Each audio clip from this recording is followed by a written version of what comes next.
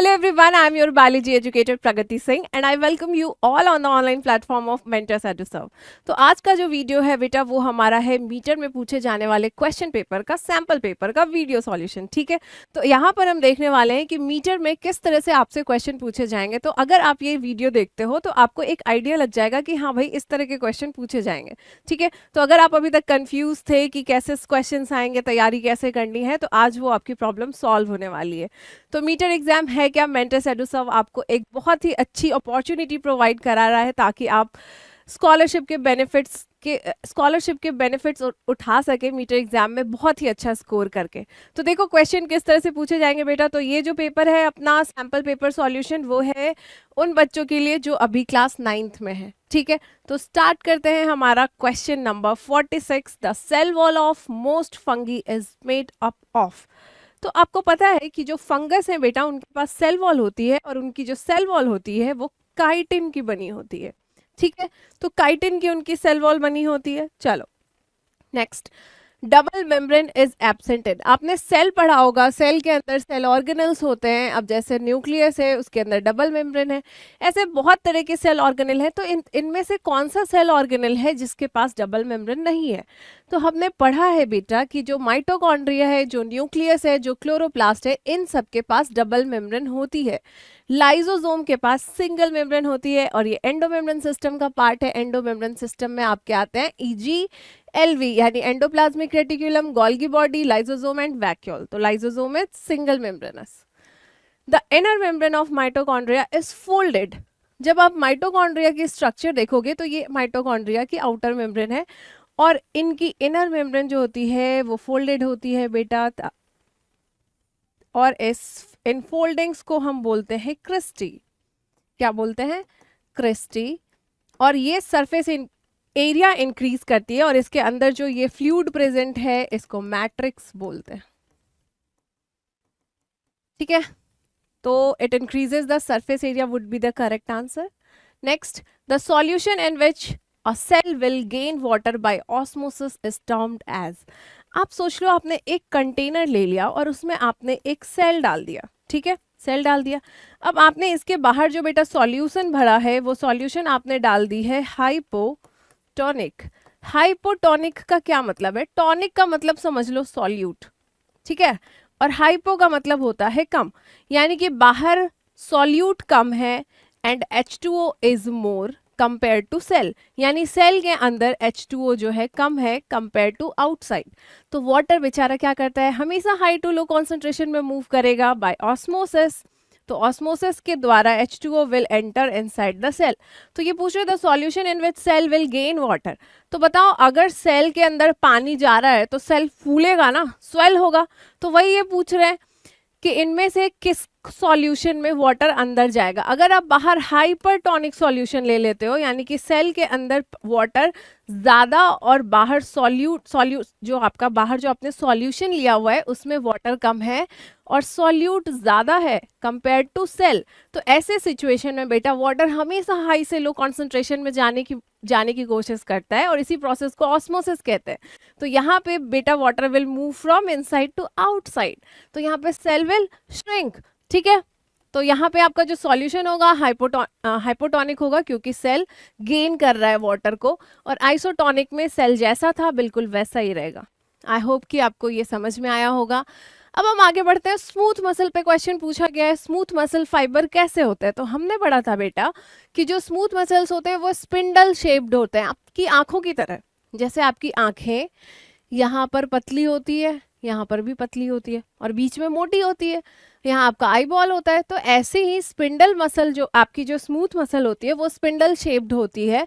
तो चलो spindle shaped होती है, अनब्रांच्ड भी होती है, नॉन स्ट्राइटेड भी होती है, बट ये मल्टी न्यूक्लिएटेड नहीं होती है बेटा, यूनी न्यूक्लिएटेड होती है। तो spindle shape, unbranch, unstriated, uninucleate और इनवॉलेंट्री भी होती है। आप इसको अपनी मर्जी से मूव नहीं कर सकते, जैसे कि आपके ईसोफेगस में पेरिस्टाल्टिक मूवमेंट हो रहा है। ठीक है, तो ये सारे मूवमेंट जो हो रहे हैं ना, डायफ्राम का जो कॉन्ट्रैक्शन रिलैक्सेशन हो रहा है, ये सारे जो है इनवॉलेंट्री आपके फंक्शन चल रहे हैं जो कि काम होता है आपके स्मूथ मसल का। ठीक है, next, flexibility in plants is due to, तो याद रखना फ्लेक्सिबिलिटी बेटा कॉलेनकाइमा की वजह से होती है, रिजिडिटी स्क्लेरेनकाइमा की वजह से होती है।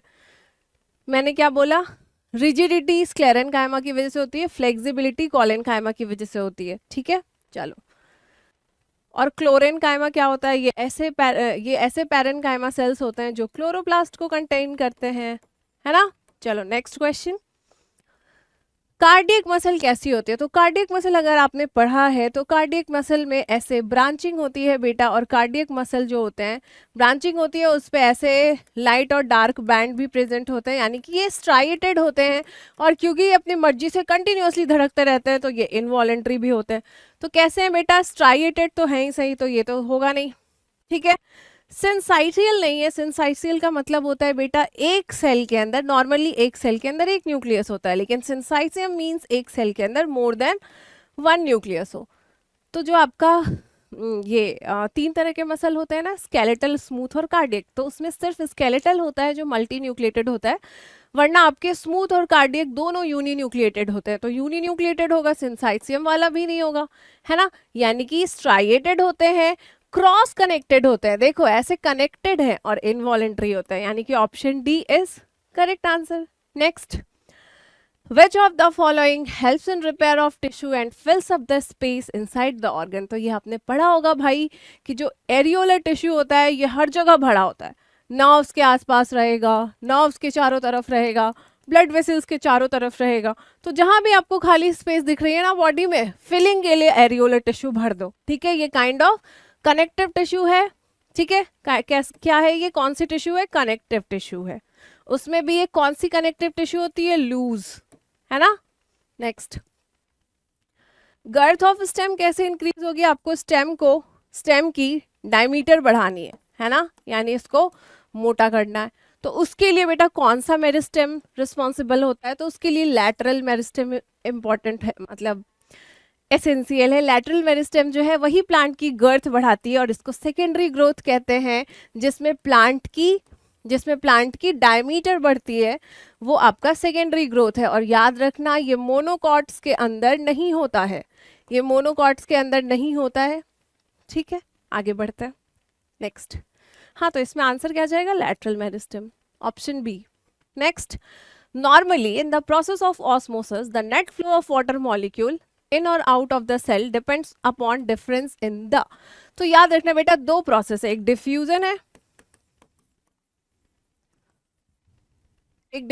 है, और दूसरा बेटा होता है ऑस्मोसिस। देखो तो डिफ्यूजन में अपन ना ओवरऑल सारे सब्सटेंसेस की मूवमेंट की बात करते हैं, सॉलिड लिक्विड हो गैस हो, सारे सब्सटेंसेस की मूवमेंट होती है from its high concentration to low concentration. यहाँ भी बेटा कोई एनर्जी की जरूरत नहीं होती है, ये एक पैसिव मूवमेंट होता है। सेम वैसे ही ऑस्मोसिस जो है, यहाँ पर भी मूवमेंट बेटा होगी high concentration to low concentration, ये भी पैसिव मूवमेंट होता है। बट अगर ऑस्मोसिस कह रहे हैं इसका मतलब यहाँ पर फ्लूइड का, यानी कि वाटर का मूवमेंट होगा from high to low concentration. तो ऑप्शन क्या जाएगा आपका, concentration of water molecule inside and outside the cell same रहनी चाहिए। Concentration of enzyme, no. Rate of molecular motion on either side of cell, no. Water से related है osmosis, okay. Next, which of the following are function of ribosome. तो ribosome जो है बेटा आपका एक तो प्रोटीन बनाता है, आपने पढ़ा है, जो सेल्स होते हैं उसके अंदर न्यूक्लियस होते हैं, उनके अंदर एंडोप्लाज्मिक रेटिकुलम होती है, एंड एंडोप्लाज्मिक रेटिकुलम की वो वाला एंडोप्लाज्मिक रेटिकुलम जिस पे राइबोसोम होता है उससे हम रफ एंडोप्लाज्मिक रेटिकुलम बोलते हैं बेटा, और यही है जो प्रोटीन बनाती है ना, ये प्रोटीन बनाती है। और ये जो स्मूथ एंडोप्लाज्मिक रेटिकुलम है ये अपनी लिपिड बनाती है। इसके साथ ही साथ बेटा राइबोसोम का एक और काम होता है एंजाइम बनाने का, इसको आप याद रखना, ये इंपॉर्टेंट है। तो प्रोटीन बनाती है और एंजाइम्स बनाती है। वैसे भी आप देखोगे आगे चल के कि प्रोटीन जो होते हैं ना उनका केमिकल नेचर, जो आपके एंजाइम्स होते हैं वो भी आपके उनका केमिकल नेचर कैसा होता है, प्रोटीन के बने होते हैं। ठीक है, चलो नेक्स्ट। तो ये दोनों हो जाएगा 1 and 2, यानी कि option A is the correct answer. Human cheek cell are commonly stained with, याद रखना मिथाइलिन ब्लू से स्टेन करते हैं ह्यूमन चीक को। आगे बढ़ते हैं।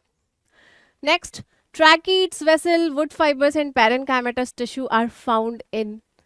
तो ट्रैकीड्स, वेसल, देखो हमने पढ़ा है प्लांट टिश्यू दो तरह के होते हैं। प्लांट टिश्यू दो तरह के होते हैं, मेरिस्टेमेटिक, मेरिस्टेमेटिक और परमानेंट।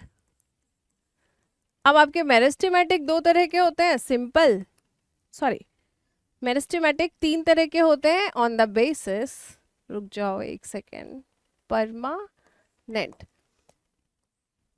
यहाँ पर टी नीचे ही लिखना पड़ेगा। मेरिस्टेमेटिक फर्दर थ्री टाइप्स के होते हैं on the basis of location, apical, lateral and inter calorie.